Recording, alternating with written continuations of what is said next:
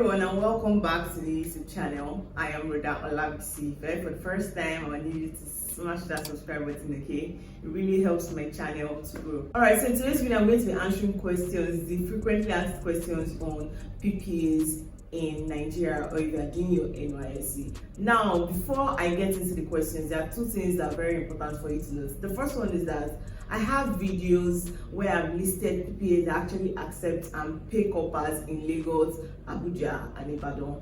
All you have to do is literally just go on my channel and scroll until you find those videos. But those videos are there to guide you if you're looking to save in companies where you can be retained, where you can be paid, and where you can have good experience in terms of developing your skills and developing transferable knowledge. Now, the second thing that is very important for you to also note is that I also have a video on how to get a good PPA. Now, that video is very detailed in terms of if you don't have connection, if you don't have leg. I'm also going to touch on this topic as well because I got a good PPA and I did not know anybody. Nobody knew me and I was able to get a good PPA. Now, in the course of this video, I'm going to mention a couple of things that I did. But if you want to get a more robust or in-depth explanation on what I particularly did, and that's get a good paying PPA where I was also retained as well, you have to go and watch that video on how to get a good PPA. Now, the video is also going to pop up here.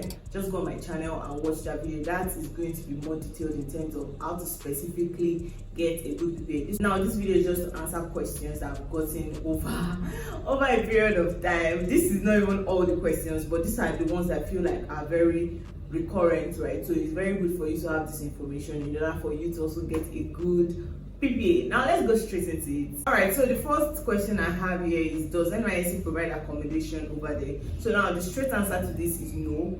NYSC does not officially provide accommodation for you as a core member. Now, there are some companies, although there are very few of them, that actually provide accommodation for core members. Typically, most of them, they do not. You usually have to sort out your accommodation by yourself.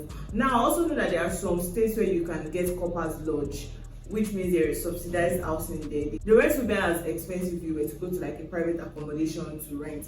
That's just the simple answer. Now, the second question, which I think is very important, is what are the criteria to be accepted by any of the companies mentioned? Now, if you're listening earlier, I said that I have 3 videos where I've listed good PPAs that actually pay core members in Lagos, Ibadan, and Abuja. Now, those videos have a couple of companies. Now, what this person is asking are what are the criteria to get accepted by these companies. Now, I remember that I posted a clip on TikTok about these companies that actually accept corpers in this state. I think the most recurring comments I saw is, oh, it's room for them to accept you, or how they accept you, or better have connection and all of those things, right? Now, what I did during my time was to send a cold email to a couple of companies that was interested in doing my NYSC with them. I wanted to get request letters from them, right? And 2 companies gave me a request letter. Then I ended up going with one of them. Then I submitted that request letter in camp and I was posted directly to that company from camp. A cold email is just an email that you send to say organizations or a particular person,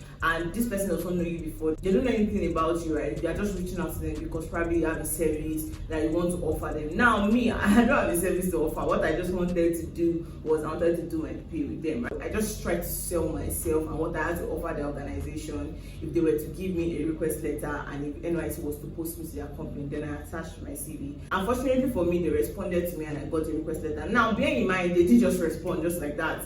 I had to send this cold email to multiple companies, a lot of them, and just 2 responded. So you have to be resilient, really, because not everybody will respond to you, and not everybody who responds to you would actually give you a request letter. But that was what I did that works for me. Also, to reiterate, right, I sent to a lot of companies. I only got responses from 2 companies, and before I even got from one of those companies, there was a lot of back and forth. They even told me that they didn't have space, right? So it was when, I can't remember what I did then after they told me they didn't have space.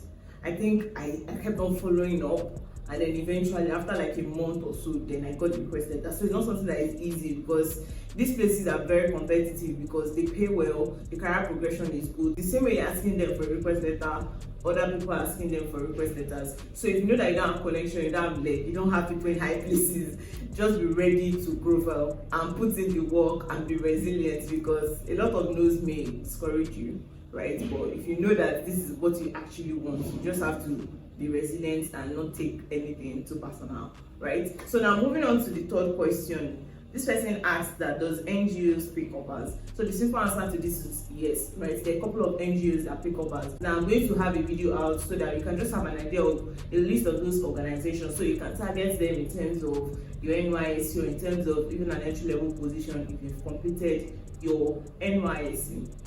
Now moving on to the first question, this person asked that can I serve at the bank? Now the answer to this question is no. And why is that? So not all sectors are open to coppers according to NYSC's posting policy. Now banking is one of those sectors. I believe that there are other sectors like that too that are not open to coppers as well, but I know banking specifically is one of them, at least the last time that I checked. Now I'm not sure whether they've revised that policy, but the last time that I checked, coppers cannot be officially posted to banks from camp, right? So now moving on to the next question. The next question is how much does Lagos State pay coppers and Abuja State? Now this particular question, I remember that I still checked online to see okay what the recent information was, and what I saw was that Lagos State pays coppers, and I was thinking that during my NYSC I said in Lagos I was not paid a dime. So I'm like, okay, what coppers are they paying in Lagos State exactly? Maybe there's one criteria I'm not aware of, but I know I wasn't paid. I know my friends that said in Lagos were not paid, so I'm wondering how credible is that information that I saw online, right? So I do not think that Lagos State pays coppers. Maybe you want to do your own further research to confirm that information, but I did not receive any allowance from Lagos State, right? The only allowance I received was from the federal government and from my PPA, right? Now in terms of Abuja, right? Abuja does not pay you if you're a copper that has been posted to Abuja. So that's just long and short of that particular question. Now moving on, the next question is, can you apply for NYSC internship with PwC without being posted there from NYSC? Now, this particular question is speaking specifically to PwC, which is one of the big fours. If you don't know, the big fours are some audit, accounting, and consulting firms. So the list is we have PwC, KPMG, EY, and Deloitte, right? So they basically do audit, advisory, and tax. That is just the long and short of what they do in this company. So this person wants to know whether you can apply there if you've not been posted there for NYSC. And the answer is yes. That was exactly what I did when I was looking for my NYSC. I did not wait till when NYSC was doing their posting. What I did was to take the initiative. I think about a month or two to when I was deployed for service, I started to send out cold emails to companies that I was interested in. So that's the same thing you can do. You can either send a cold email or you can send a message on LinkedIn, whichever the case may be, and get a request letter from these guys, take it to camp. From camp, they'll post you directly there. Now, there's sometimes that it doesn't work like this, and this is also dependent on the states that you've been posted to. There are some states that they don't take request letter, and there are some other states that they accept request letters. And now there are even some states maybe they were accepting at some point, they may say, oh, suddenly they're not accepting it anymore. So it just depends on the particular circumstance, but that was exactly what I did. So you can apply to any company before you are posted there. Just try and get a request letter from them, and hopefully they give you one, right? And that works out for you. Now, it's also very, very important for me to explain to you that once you now get a request letter and you are posted to these companies from camp, it does not mean that. I think this also leads to my next question actually. Let me read out the question before I then answer it and then conclude the video. What are the criteria to be accepted by any of these companies? Now, a lot of these companies, because they are very competitive, there are a lot of people who want to serve there. What they do is to either do a test or an interview, and that is to kind of like reduce the number of applicants. One, two, they want to know that they are picking like the best candidates possible.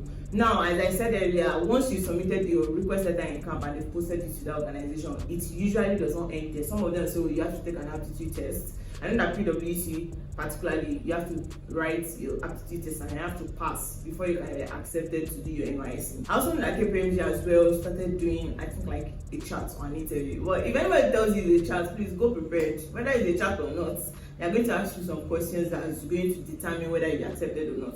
Go prepared as if you are going for an actual interview, right? So I remember, just a backstory, I remember there was a time I was doing an interview for a bank, I think Sterling Bank at the time. I wanted to do an internship, and there were a couple of us. They said it was a chat, and I saw people, they joined the video call. So one guy was even lying down on his couch, and that one was maybe eating. Everybody was just looking so chaotic, and I was wondering, like, this is an interview. But I guess what threw them off was because they called it a chat, right? And I was the only one who was selected from that group. So do not be misled. If they tell you it's a chat, It's a chat for them, but it's an interview for you. Go prepared, dress properly, be prepared to answer interview questions. Even though they may ask you like very casual questions, but answer as if you are being interviewed, because in the real sense you are actually being interviewed. So just get back to what I was saying before, right? Just be prepared, because they won't typically just accept you. They have to verify that this candidate is worthy of a spot in the organization. Sometimes they will even say, oh, you need to have a minimum of a 2-1, you need to have at least 5 credits in your WAEC at one sitting. Different criteria like that before you can be accepted, because at the end of the day, you're not the only one who wants to serve at the company. There are lots of people, so they have to reduce the applicants and also check that this person is of good quality and has value to add to their organization. So that has brought us to the end of this video. Do not forget to smash that subscribe button, okay, and give this video a thumbs up.